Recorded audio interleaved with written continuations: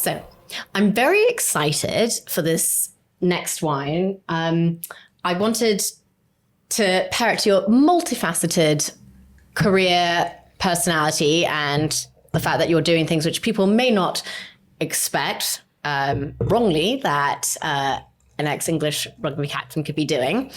And it also just epitomizes for me that idea that out of something kind of rare or unique, it's you can create something really special. So this is actually a wine from my wonderful sponsors, Waddesdon Wine, who've vigorously propelled my podcast now for 2 series.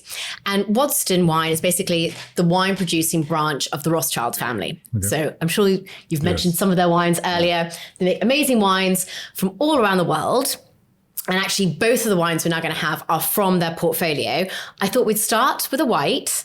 And I thought we'd start with a white Bordeaux, because I know that you obviously have a lot of experiences with red Bordeaux. You've mentioned a few before, but I wasn't that sure about how much you'd come across white Bordeaux. I love it. I mean, a white Bordeaux, actually, until about 300 years ago, white grapes in Bordeaux were more prominent than red. And then just due to political pacts and whatever, the red became more fashionable and the white wines were kind of grubbed up and made way for Cabernet Sauvignon and Merlot and various other blending grapes.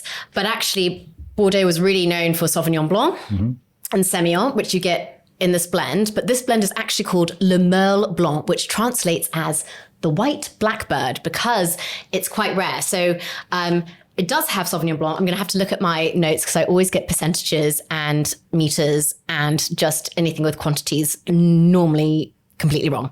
So this is actually 70% Sauvignon Blanc, fine, standard white Bordeaux, 10%, and that gives you kind of actually a lovely kind of tropical fruit and lots of citrus and whatever. But then the 10% is Semillon, which again, you tend to get with white Bordeaux. And that gives, I love it, it's almost like a lemon curd-like texture. Then there's 10% Muscadet, which gives it lovely aromas. I was like, ooh, this kind of smells like baked pineapple. That's nice. But then what they add in, which was almost extinct, is 10% of Sauvignon Gris.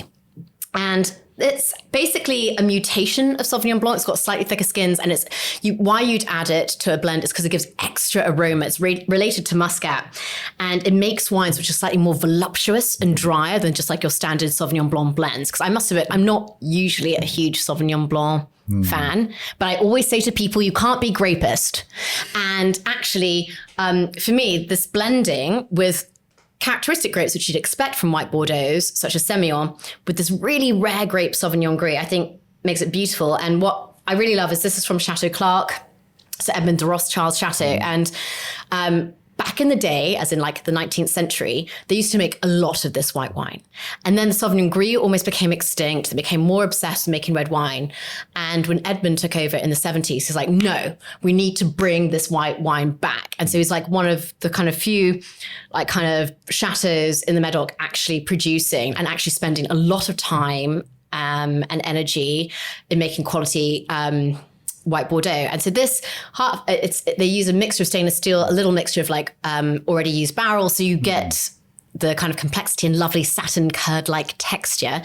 But hopefully, due to that lovely melange of grapes, you can appreciate, it's a really kind of exotic, elegant, beautiful, but it is quite rare. And that's why I think the fact that it's called Le Merle Blanc, the white blackbird, works quite well.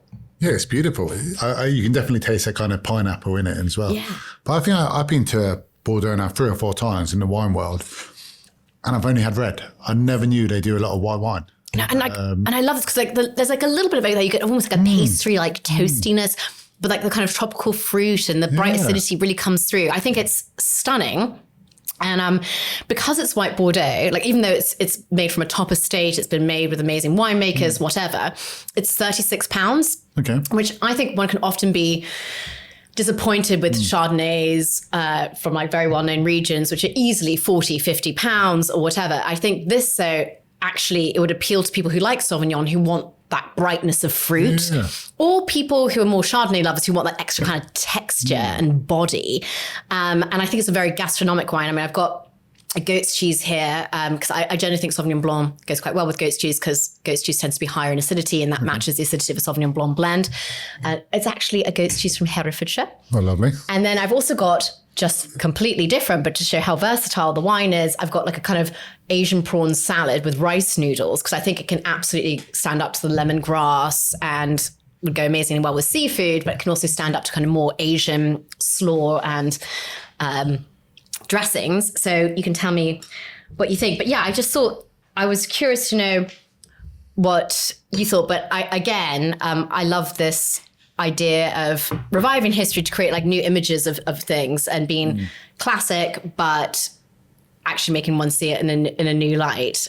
So try new things, isn't it? And try new things. And like you said, that's quite reasonable for wine from Bordeaux. Yeah, it's available at Good House Waddesdon, but all the wine information will be in the notes. And anything with a Rothschild's kind of label on it is definitely going to spike a little bit. Exactly. Exactly. But no, I think this is actually just fantastic value for what it is. And because it's so unfashionable, therefore, I think you can still get really good quality meets value ratio. But no, I'm glad to introduce you to a white Bordeaux, but I also thought it would pique your interest, you being so curious.